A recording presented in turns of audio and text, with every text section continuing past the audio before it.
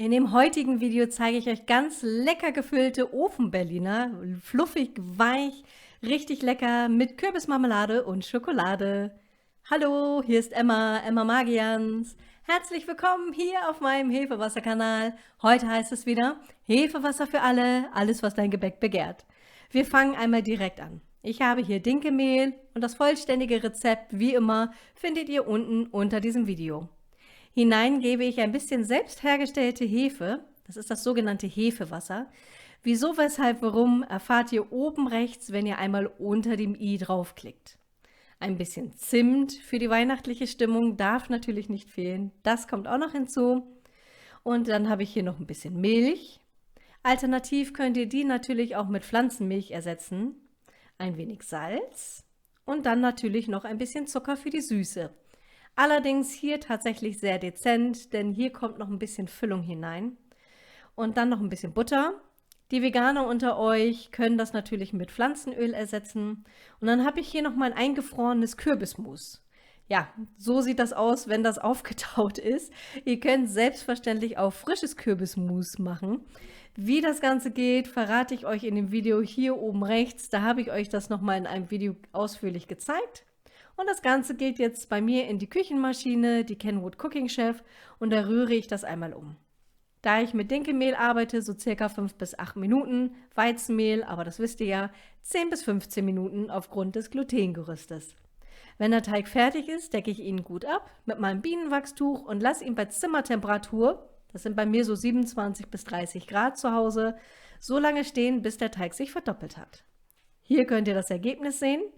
Und dann habe ich den Kühlschrank nochmal für kurze Zeit in den Kühlschrank gegeben, denn dann lässt er sich wirklich richtig einfach nochmal eben bearbeiten. Das hier wirklich so als Tipp für diejenigen auch besonders, die gerade mit dem Hefewasser anfangen. Die Teige sind damit viel weicher. Und damit ihr das besser bearbeiten könnt, macht ihr das einfach für so 1 bis 2 Stunden einmal in den Kühlschrank, dann ist der schön fest und ihr habt leichteres Spiel. Ich halbiere jetzt hier meinen Teig und ich kriege insgesamt 8 Stück daraus. Das heißt, aus jeder dieser Kugeln, die halbiere ich jetzt gleich auch nochmal. Das muss auch nicht so perfekt rund und alles sein, aber so einigermaßen gleich sollten die Stückchen schon werden. Und ihr könnt sehen, guckt mal, lässt sich richtig einfach bearbeiten. Ganz entspannt. Wenn ihr wollt und der Teig bei euch kleben sollte, könnt ihr selbstverständlich nochmal die Arbeitsfläche ein bisschen mit Mehl bestreuen. Bei mir war das jetzt nicht notwendig und ich freue mich da immer drüber, denn später werden diese Brötchenstücke ausgerollt und dann zusammengepackt, also die sollen zusammenkleben mit der Füllung. Und wenn ihr dann Mehl nehmt, kann es tatsächlich passieren, dass das nicht mehr so gut klebt. Deswegen versuche ich da auch immer so ein bisschen sparsam mit zu hantieren. So, meine Viertelstückchen werden nochmal halbiert, also ich kriege, wie gesagt, jedes Mal 8 Stück raus. Und dann schleife ich sie schon mal grob zu kleinen Brötchen. Lege sie einfach zur Seite und die können sich jetzt noch mal ein paar Minuten bei Zimmertemperatur akklimatisieren, denn sie brauchen circa 10 Minuten, damit sie sich auch schön ausrollen lassen. Währenddessen kann ich hier schon mal die Füllung vorbereiten. Kürbismarmelade, Speisestärke und Zucker habe ich hier. Das gebe ich jetzt hier in einen Topf. Die benutze ich übrigens auch bei meinem Hefezopf, also mein Kürbishefezopf mit Lievito Madre. Den habe ich hier auch noch in den Startlöchern und möchte das Video euch unbedingt noch mal zeigen. Also wenn ihr das sehen wollt, schreibt es mir unbedingt einmal in die Kommentare. So, 2 Eier. Solltet ihr hier Veganer sein, könnt ihr das mit Milch ersetzen, beziehungsweise besser noch, wenn ihr hier noch mal was anderes verwendet, um das zu binden. Soweit ich das weiß, könnt ihr da zum Beispiel Speisestärke nochmal extra nehmen. Bananen gehen, glaube ich, auch nochmal ganz gut. Aber ihr Veganer kennt euch da besser aus. Ich recherchiere hier auch nochmal, wenn ihr wollt, und schreibe es euch nochmal gerne unten rein, wenn ihr möchtet. So, und da ich hier wieder mein gefrorenes Kürbismus hatte, habe ich das nochmal kurz in den Mixer püriert. Gebe jetzt mein Stück Butter hinzu, wenn der Teig bzw. hier die Marmelade ein bisschen eindickt. Hier könnt ihr es sehen. Ganz vorsichtig. Das Wasserbad soll wirklich nicht kochen, sondern nur so leicht simmern, vielleicht so auf halber Temperatur. Und hier könnt ihr es sehen, es dickt richtig schön ein. Ganz wie bei einem Lemon Curd, nur dass ich stattdessen Kürbis genommen habe. Und das ist richtig lecker. Ich bin schon sehr gespannt, wie euch das schmecken wird. Wir waren hier sehr begeistert, weil das süß ist, aber mit so einer dezenten Süße. Also das kam richtig gut an. Alternativ für die Schleckermäulchen habe ich natürlich auch noch die Schoko-Variante. So, und ich rolle jetzt hier meine Brötchen ein bisschen aus. Und dann kommt hier einfach so 1, 2 Kleckschen von der Marmelade hinein. Die sollte natürlich schon wieder abgekühlt sein.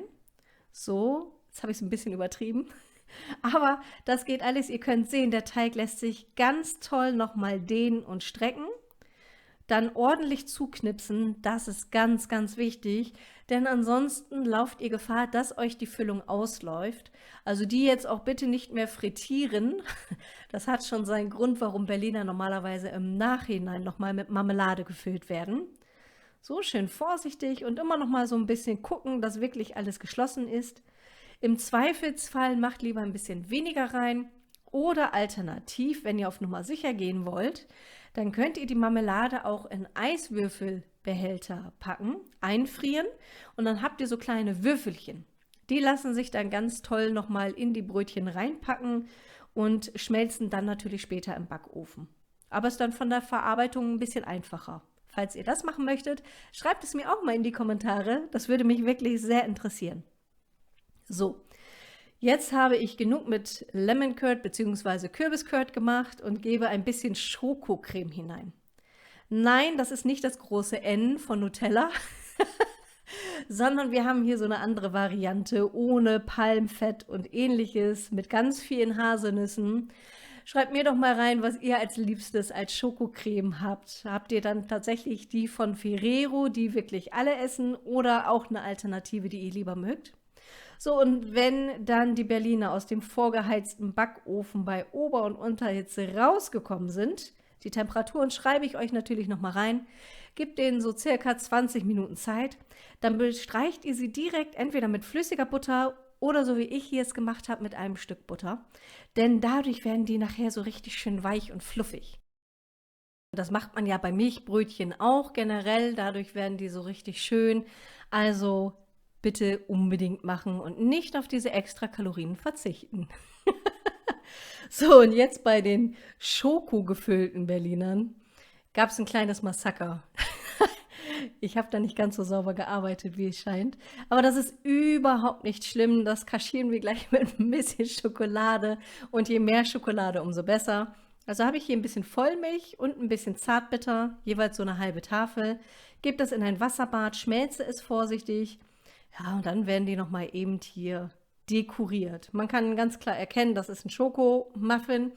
Die mache ich dann wirklich mit der ganzen Bedeckung und die Kürbis, weil das ja nicht so schokoladig sein soll, sondern nur so eine kleine Note, werde ich die so ein bisschen mit Streifen dann dekorieren. Also hier die Schoko-Variante. Auch die kam sehr gut an, kann ich euch wirklich zusichern. Und schreibt mir doch mal unten in die Kommentare, was bei euch besser ankam. Habt ihr die Variante mit der Kürbismarmelade gemacht? Habt ihr eine andere Marmelade verwendet? Oder doch auch Schokolade genommen? Ich bin schon sehr gespannt und vor allem, wie es euch und euren Liebsten geschmeckt hat. So, ich dekoriere jetzt hier. Und da es bei uns tatsächlich unheimlich warm in der Küche ist, also wir haben tatsächlich, wenn der Backofen an war, immer so 30 Grad, wird die Schokolade nicht sehr fest, deswegen warte ich gar nicht groß ab, das gleich anzuschneiden, sondern zeige es euch direkt, jetzt wo es frisch ist, denn das wird in der Stunde noch genauso flüssig sein. So, gucken wir uns das mal an. Oh, ich kann euch sagen, ganz fluffig, schön verteilt die Marmelade und richtig, richtig lecker. Guckt mal, ganz weich. Ich bin bald wieder zurück und sende euch liebe Grüße, eure Emma.